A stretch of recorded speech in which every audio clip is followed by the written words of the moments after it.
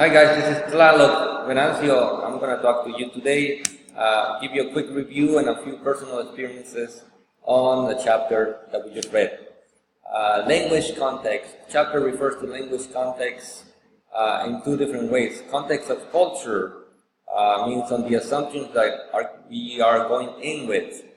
For example, if you order a meal at a restaurant in America, you can order things on the side. However, that might be unacceptable in a different country. Context of situation.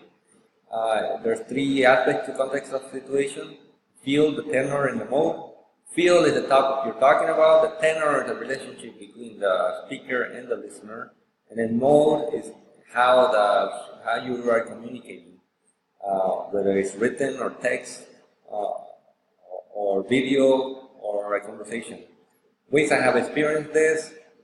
In the context of culture, obviously moving to America, in Mexico we used to have ways to get credit from small stores without getting a credit card. In America it's a little bit different, we need to have a credit card. Context of situation, I feel a lot more comfortable when I talk to somebody that shared my running experience versus somebody that's not when I'm talking to them about running. Especially if I'm talking to them personally.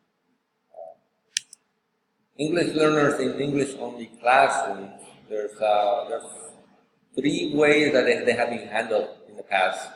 Transmission pedagogy is pretty much giving people worksheets and having them learn and memorize.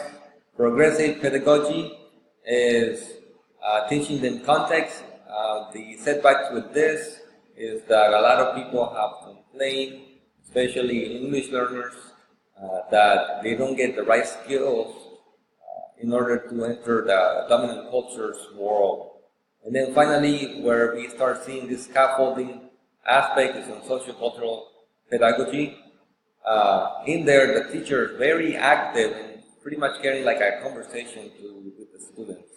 When I was throughout my education, I feel like I went from transmissional pedagogy in Mexico to progressive pedagogy.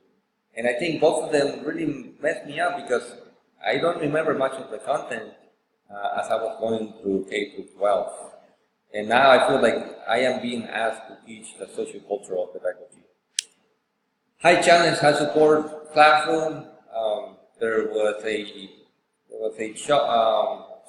kind of like a graph in boxes where it talked about how low challenge, low support students feel. They just feel very dumbed down. High challenge, low support, students feel very frustrated.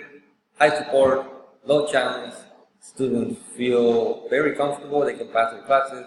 High support, high challenge, students are able to learn. I feel like when I was growing up, I was more in the high challenge, low support.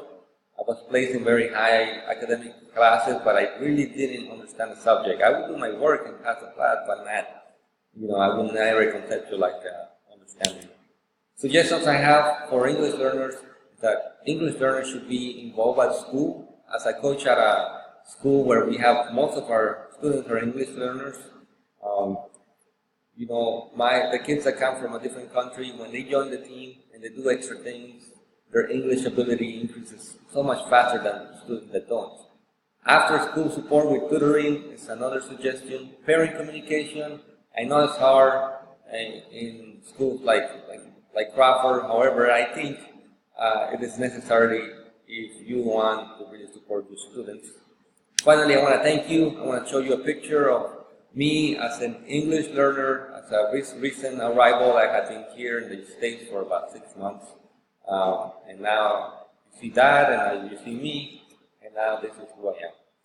Thank you.